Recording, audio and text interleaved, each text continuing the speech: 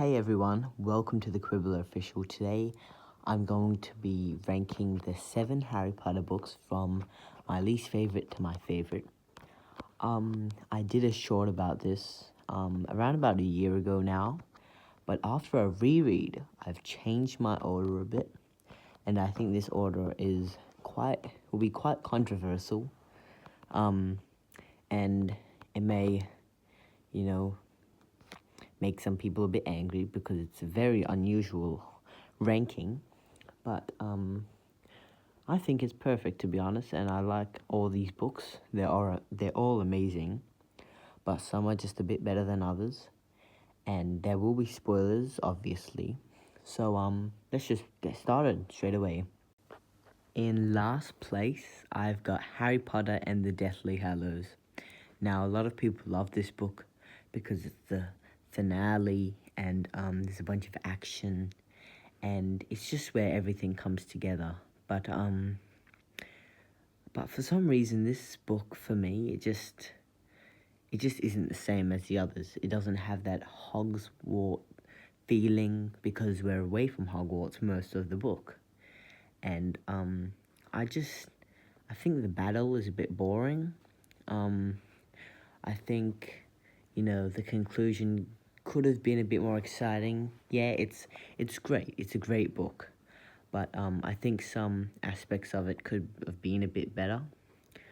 But it also holds one of my favorite chapters in the entire saga, The Prince's Tale, which is great because it just concludes the origin of Snape, and there's a lot of deaths in this book. And I think that's another reason why I don't really like it. I don't really like too many deaths. But, like Dobby, that death wasn't really needed. But, yeah, this book is great. It's amazing. But, one of them has to go last. So, yeah. In 6th place is Harry Potter and the Order of the Phoenix. Now, I feel like this book, you either put it near last or first. It's one or the other. But this book, it always used to be last for me. But after the reread, I found out that most of it is actually great. It is a bit too overhated. But I think there's just a lot of unnecessary things happening. Like J.K. Rowling really makes sure that we hate Umbridge. Like, there's so many chapters just devoted to Umbridge being evil. Like, there's too much of Umbridge's, bad side in it. Like, I mean, it's great. It really makes us readers hate Umbridge, and that's good because it makes her sound like a good villain. But this book just drags on way too long. There are so many unnecessary chapters. Harry is angry for most of the book. We don't get as much Dumbledore in it. The main plot of it is good. Like, Harry learning occlumency, the Ministry, Arthur Weasley getting attacked. It's really an important book, but I think it's just not as good because of its length. I feel like if they shortened this book to only the important information, this book would be as long as The Philosopher's Stone. Number 5 is Philosopher's Stone. Now, this book is the one that started it all. And this book is very memorable for that, and it's very nostalgic, and I think that's why a lot of people really like this book. But the overall plot is quite weak compared to the others. It's quite bland. It has some very important and memorable scenes, like Harry getting the invisibility cloak, being introduced to the wizarding world. It's where everything started, and it's very great for that aspect. Like, we wouldn't have any of the others if it wasn't for this one. But I think just comparing to the other books that I have in, like, my top 5 or top 4, then it's not as it's not as great. Like, the plot is a bit weaker compared to them. Number 4 is the fourth book, Goblet of Fire. Now, this book is legendary. It pains me to put it so low, but the top 3 are just too good. This book is just great. The mystery, the action, the romance side of it. The tasks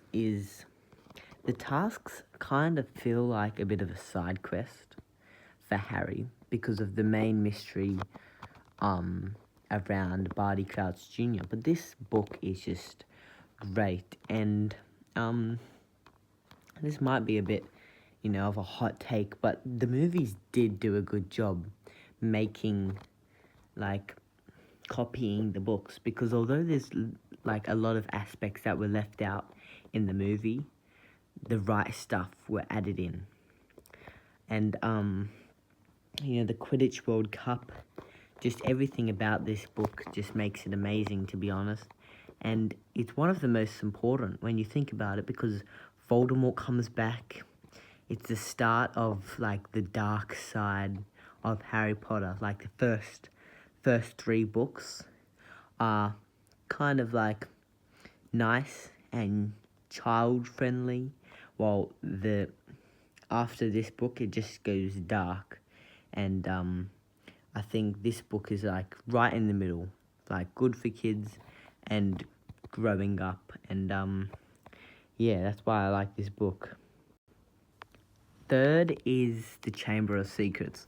Now, everyone puts this last, and I have no idea why. This book is great. It holds the best mystery side of Harry Potter. The mystery of who the heir of Slytherin is, the whole plot of this, and the mystery aspect is the best in the whole saga. And I think the first time I read this, I was just amazed by how good a book can be, to be honest. Because, the final fight with the basilisk, and when I first found out that it was Ginny all along, it was just mind-blowing for me at that age, because I was quite young. And I think this book, people think that it's least remembered, but for me, it's one of the most remembered, because, to be honest, this book is quite important as well. It sets up one of the Horcruxes, and we find out that Tom Riddle is Voldemort. That's a bit of his origin.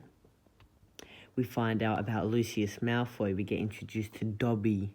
We find out so much stuff, and when you think about it, this book introduces a lot to us. The Whomping Willow, the Mudbloods. We find out what Mudbloods and Squibs are. We find out so much information that probably more than any of the others besides the first book. And I think that's why this book is great, because it has a lot of action, but it all plays into one mystery plot. And honestly, I think it's perfect for my top 3. But, yeah. Second place for me is The Half-Blood Prince. This book is great. A lot of people like this book, and I can see why, because it doesn't have as much action, but it has the right amount for everything. It has good romance, it has mystery, action. It's just a great book, and it used to be lower for me because I didn't quite understand it properly. It was harder for me to understand the first time I read it because I was quite young. But as a reread, it was just great. These Horcruxes that we learn about is truly amazing. And after the burial, that chapter is my second favorite, because it just Slughorn giving off that memory, and it's just amazing, the entire book. And I think this is the book that is perfect for preparing us for the finale of Deathly Hallows. Like, this book ends off, Dumbledore is dead, which was sad, but him dying, like, makes us think that this is, like, Harry Potter's time. Now he has to kill all the Horcruxes. The locket was fake. Just everything is mind-blowing, and it prepares us for the finale perfectly. But, yeah, it's an amazing book, and it's my second place. But for my first place, it is Prisoner of Azkaban, because we get introduced to my favourite character, Sirius Black. This book is exceptional. It starts off great. The night bus, Aunt Marge, floating away. There are some great scenes, and a lot of people don't like the time traveling aspect of it, but I think that is like one of the greatest parts. And I like the side plot with Buckbeak, and Malfoy is in quite a lot of this book as well, which I like. We get introduced to the Marauders, which was amazing, and yeah, it has some of the greatest scenes ever.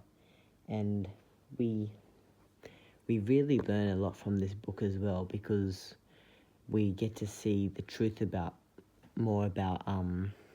like why the Potters died, and we find out about Peter Pettigrew, and he was the real rat who snitched on them, and the Whomping Willow's story of Lupin and his werewolf transformation.